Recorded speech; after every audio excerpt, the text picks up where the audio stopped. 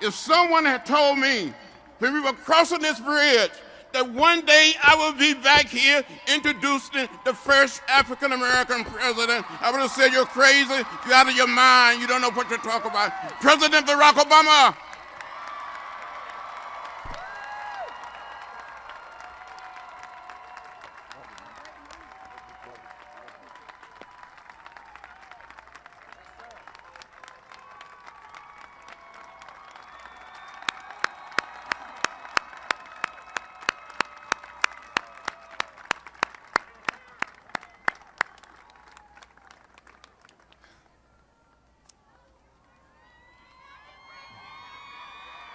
Well, you know I love you back.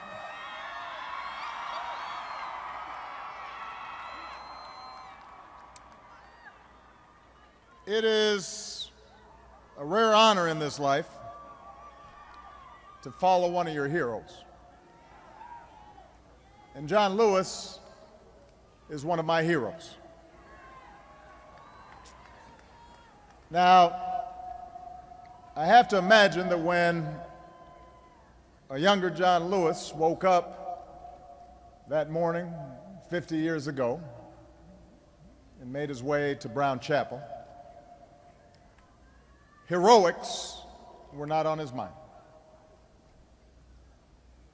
A day like this was not on his mind. Young folks with bedrolls and backpacks were milling about. Veterans of the movement trained newcomers in the tactics of nonviolence, the right way to protect yourself when attacked.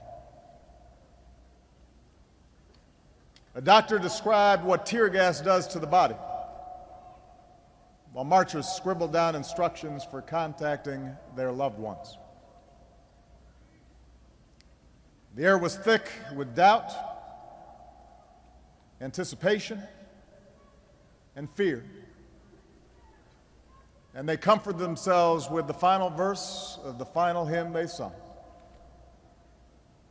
No matter what may be the test, God will take care of you.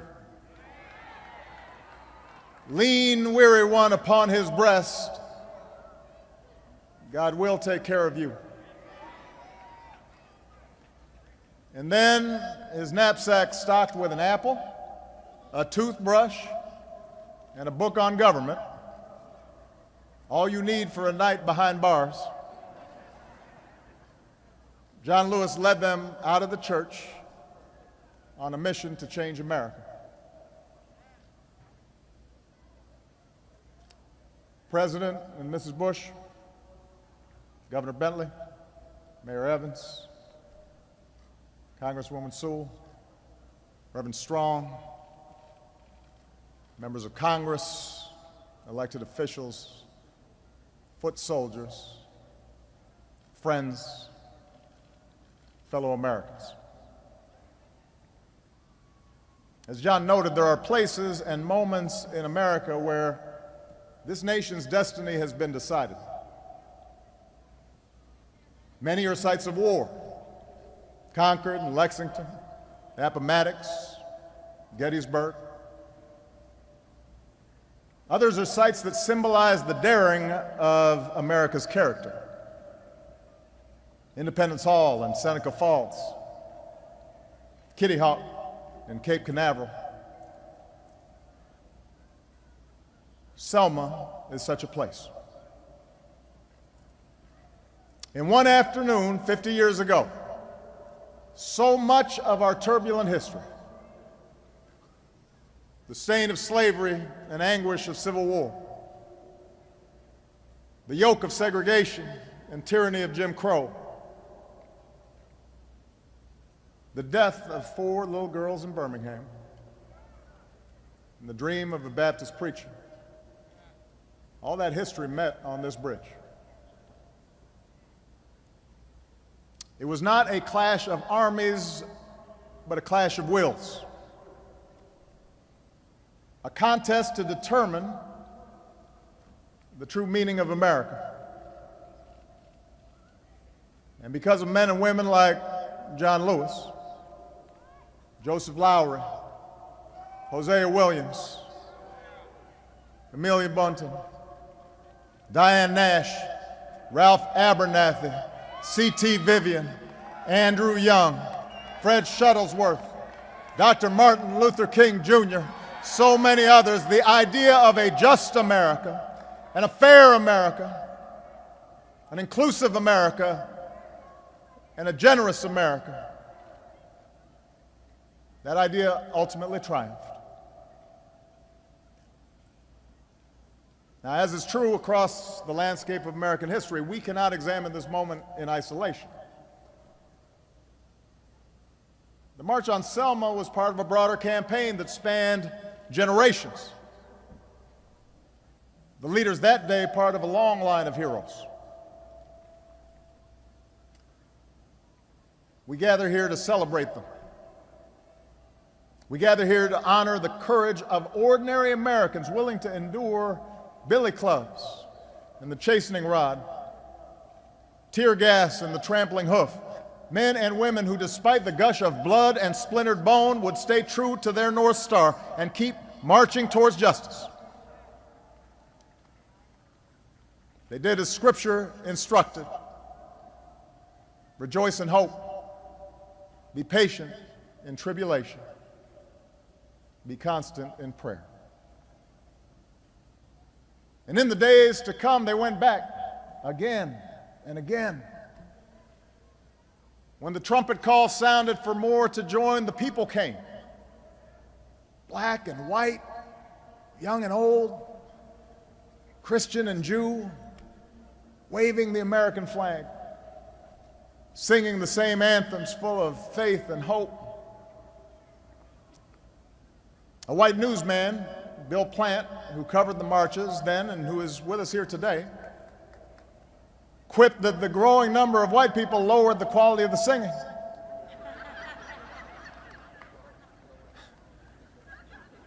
To those who marched, though, those old gospel songs must have never sounded so sweet.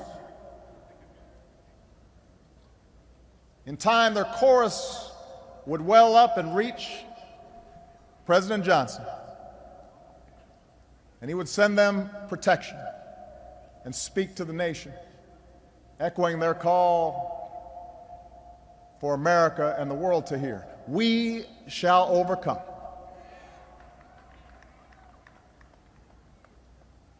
What enormous faith these men and women had. Faith in God, but also faith in America.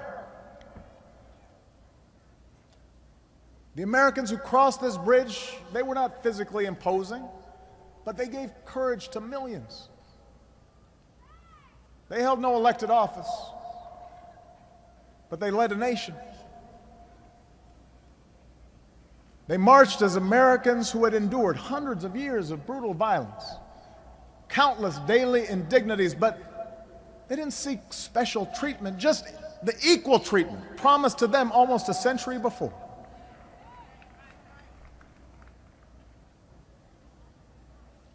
What they did here will reverberate through the ages. Not because the change they won was preordained, not because their victory was complete, but because they proved that nonviolent change is possible,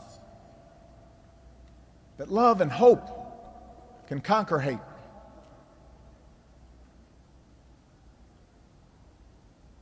As we commemorate their achievement, we are well served to remember that at the time of the marches, many in power condemned rather than praised them. Back then, they were called communists, or half-breeds, or outside agitators, sexual and moral degenerates, and worse. They were called everything but the name their parents gave them. Their faith was questioned. Their lives were threatened. Their patriotism challenged. And yet, what could be more American than what happened in this place?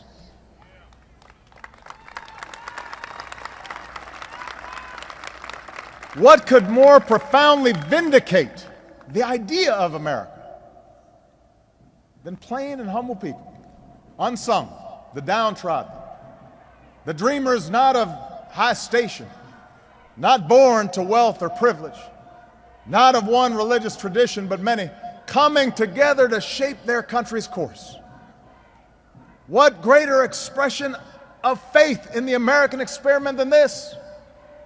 What greater form of patriotism is there than the belief that America is not yet finished, that we are strong enough to be self-critical, that each successive generation can look upon our imperfections and decide that it is in our power to remake this nation to more closely align with our highest ideals.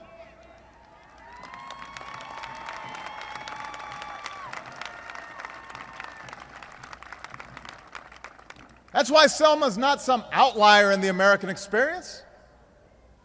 That's why it's not a museum or a static monument to behold from a distance.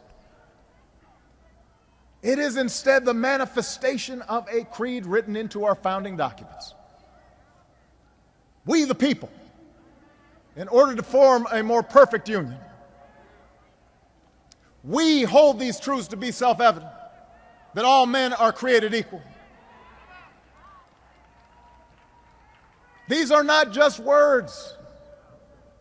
They're a living thing, a call to action, a roadmap for citizenship, and an insistence in the capacity of free men and women to shape our own destiny.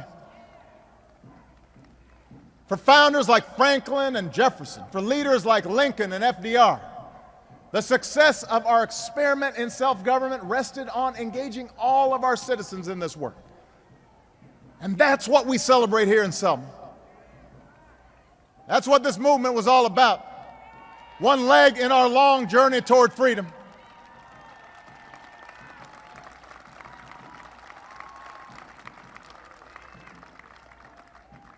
The American instinct that led these young men and women to pick up the torch and cross this bridge, that's the same instinct that moved patriots to choose revolution over tyranny. It's the same instinct that drew immigrants from across oceans and the Rio Grande.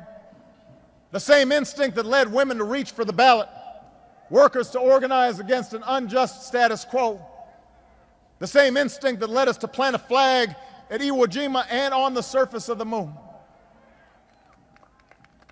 It's the idea held by generations of citizens who believe that America is a constant work in progress, who believe that loving this country requires more than singing its praises or avoiding uncomfortable truths. It requires the occasional disruption, the willingness to speak out for what is right, to shake up the status quo. That's America.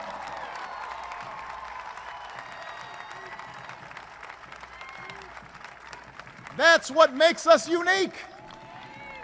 That's what cements our reputation as a beacon of opportunity. Young people behind the Iron Curtain would see Selma and eventually tear down that wall. Young people in Soweto would hear Bobby Kennedy talk about ripples of hope and eventually banish the scourge of apartheid. Young people in Burma went to prison rather than submit to military rule. They saw what John Lewis had done. From the streets of Tunis to the Maidan in Ukraine, this generation of young people can draw strength from this place,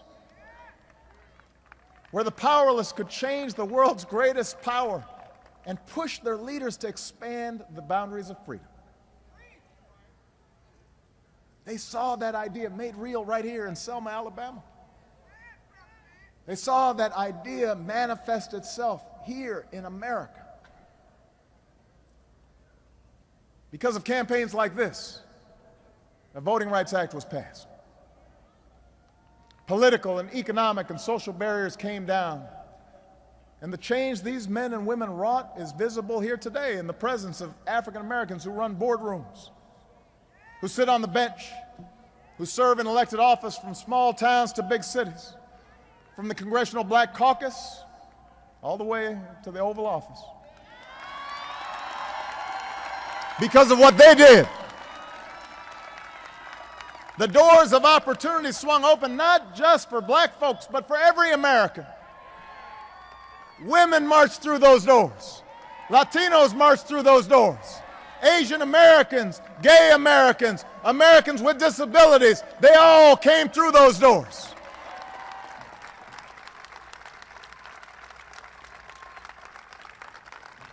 Their endeavors gave the entire South the chance to rise again, not by reasserting the past, but by transcending the past. What a glorious thing, Dr. King might say. And what a solemn debt we owe. Which leads us to ask, just how might we repay that debt? First and foremost, we have to recognize that one day's commemoration, no matter how special, is not enough. If Selma taught us anything, it's that our work is never done. The American experiment in self-government gives work and purpose to each generation. Selma teaches us as well that action requires that we shed our cynicism. For when it comes to the pursuit of justice, we can afford neither complacency nor despair. You know, just this week I was asked whether I thought the Department of Justice's Ferguson report shows that, with respect to race, little has changed in this country. And I understood the question. The report's narrative was sadly familiar. It evoked the kind of abuse and disregard for citizens that spawned the civil rights movement. But I rejected the notion that nothing's changed. What happened in Ferguson may not be unique, but it's no longer endemic. It's no longer sanctioned by law or by custom. And before the civil rights movement, it most surely was. We do a disservice to the cause of justice by intimating that bias and discrimination are immutable, that racial division is inherent in America. If you think nothing's changed in the past 50 years, ask somebody who lived through the Selma or Chicago or Los Angeles of the 1950s. Ask the female CEO who once might have been assigned to the secretarial pool if nothing's changed. Ask your gay friend if it's easier to be out and proud in America now than it was 30 years ago. To deny this progress, this hard-won progress, our progress, would be to rob us of our own agency, our own capacity, our responsibility to do what we can to make America better. Of course, a more common mistake is to suggest that Ferguson is an isolated incident, that racism is banished, that the work that drew men and women to Selma is now complete, and that whatever racial tensions remain are a consequence of those seeking to play the race card for their own purposes. We don't need a Ferguson report to know that's not true. We just need to open our eyes and our ears and our hearts to know that this nation's racial history still casts its long shadow upon us. We know the march is not yet over. We know the race is not yet won. We know that reaching that blessed destination where we are judged, all of us, by the content of our character requires admitting as much, facing up to the truth. We are capable of bearing a great burden, James Baldwin once wrote. Once we discover that the burden is reality and arrive where reality is, there's nothing America can't handle if we actually look squarely at the problem. And this is work for all Americans, not just some, not just whites, not just blacks. If we want to honor the courage of those who marched that day, then all of us are called to possess their moral imagination. All of us will need to feel as they did the fierce urgency of now. All of us need to recognize, as they did, that change depends on our actions, on our attitudes, the things we teach our children. And if we make such an effort, no matter how hard it may sometimes seem, Laws can be passed, and consciences can be stirred, and consensus can be built. With such an effort, we can make sure our criminal justice system serves all and not just some. Together, we can raise the level of mutual trust that policing is built on. The idea that police officers are members of the community they risk their lives to protect. And citizens in Ferguson and New York and Cleveland, they just want the same thing young people here marched for 50 years ago, the protection of the law.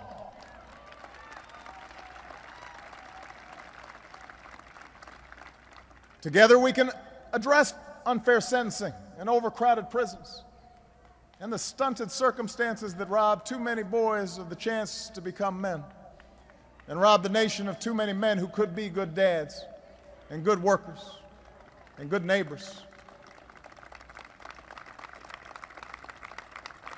With effort, we can roll back poverty and the roadblocks to opportunity.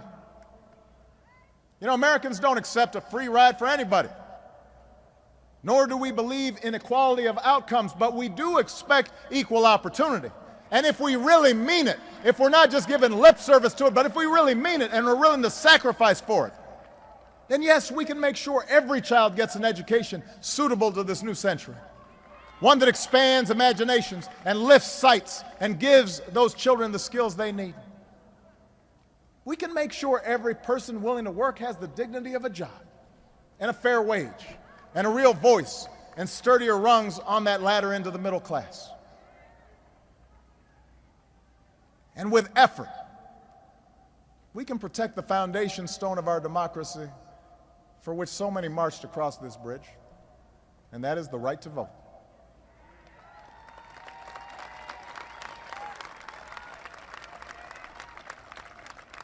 Right now, in 2015, 50 years after Selma, there are laws across this country designed to make it harder for people to vote.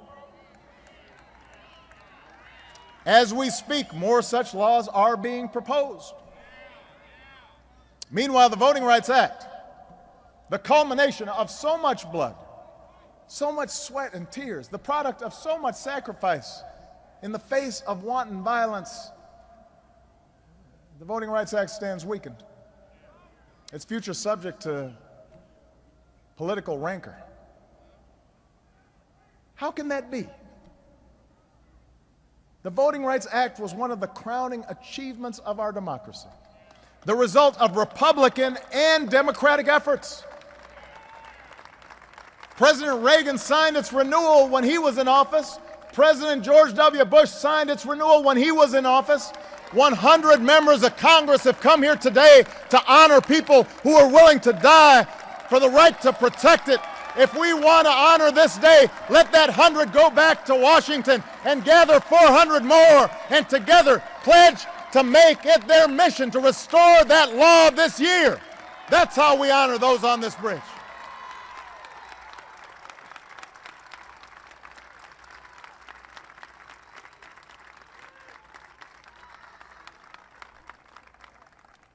Of course, our democracy is not the task of Congress alone, or the courts alone, or even the president alone.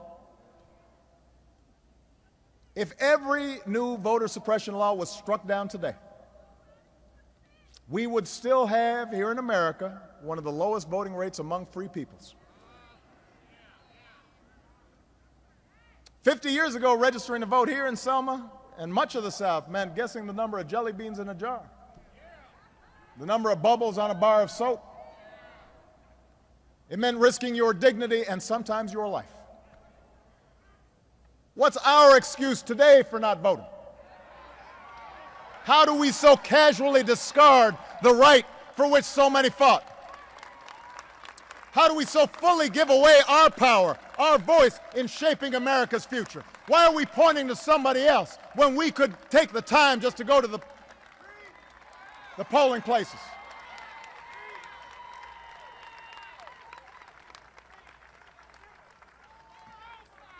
We give away our power.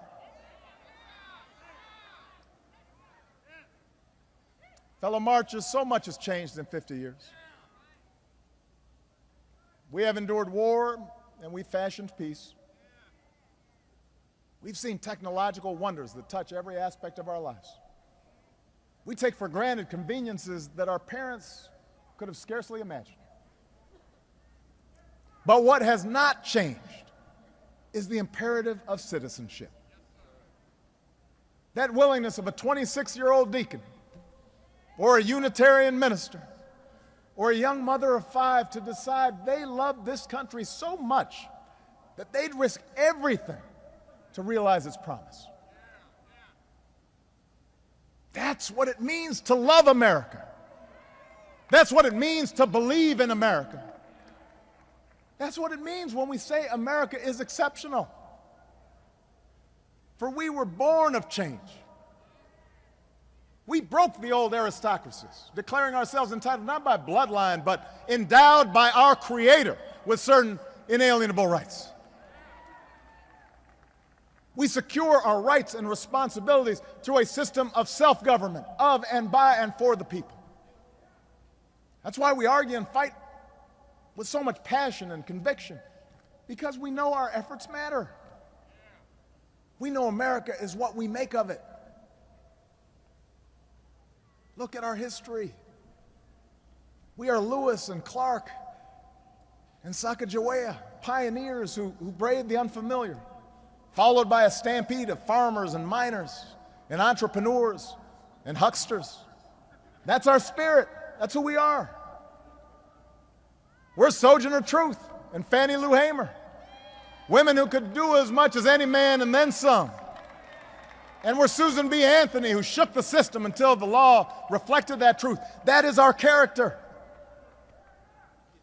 We're the immigrants who stowed away on ships to reach these shores, the huddled masses yearning to breathe free, Holocaust survivors, Soviet defectors, the lost boys of Sudan.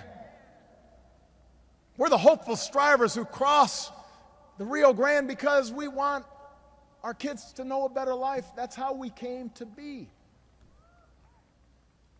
We're the slaves who built the White House and the economy of the South. We're the ranch hands and cowboys who opened up the West, the countless laborers who laid rail and raised skyscrapers and organized for workers' rights. We're the fresh-faced GIs who fought to liberate a continent. And we're the Tuskegee Airmen and the Navajo code talkers and the Japanese Americans who fought for this country even as their own liberty had been denied. We're the firefighters who rushed into those buildings on 9/11, the volunteers who signed up to fight in Afghanistan and Iraq. We're the gay Americans whose blood ran in the streets of San Francisco and New York just as blood ran down this bridge.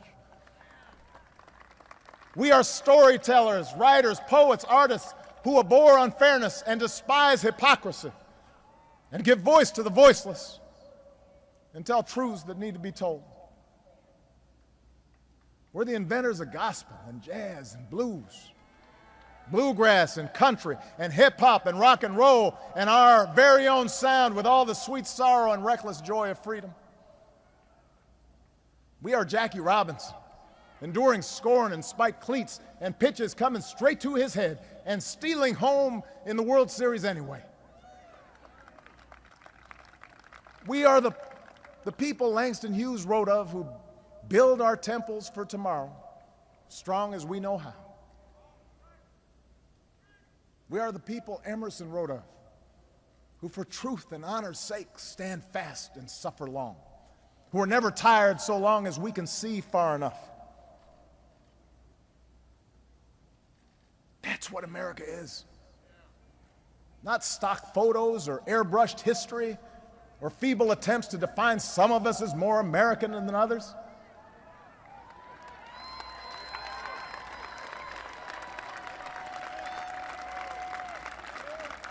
We respect the past, but we don't pine for the past. We don't fear the future. We grab for it. America's not some fragile thing. We are large, in the words of Whitman, containing multitudes. We are boisterous and diverse and full of energy, perpetually young in spirit. That's why someone like John Lewis at the ripe old age of 25 could lead a Marty March. And that's what the young people here today and listening all across the country must take away from this day. You are America, unconstrained by habit and convention, unencumbered by what is, because you're ready to seize what ought to be. For everywhere in this country, there are first steps to be taken. There's new ground to cover. There are more bridges to be crossed. And it is you, the young and fearless at heart, the most diverse and educated generation in our history, who the nation is waiting to follow. Because Selma shows us that America is not the project of any one person.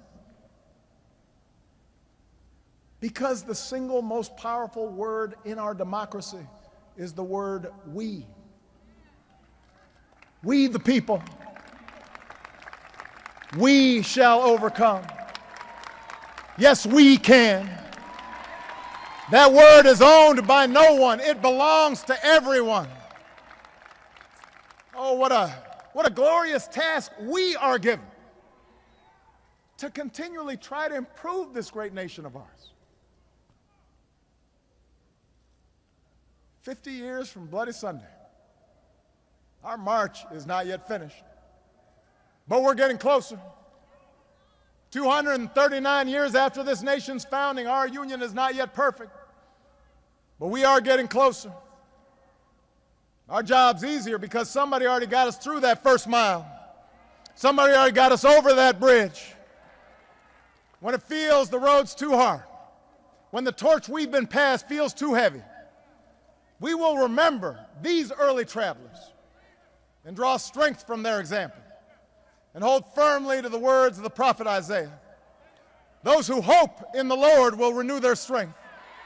They will soar on the wings like eagles. They will run and not grow weary. They will walk and not be faint. We honor those who walked so we could run. We must run so our children soar, and we will not grow weary. For we believe in the power of an awesome God, and we believe in this country's sacred promise. May He bless those warriors of justice no longer with us, and bless the United States of America. Thank you, everybody.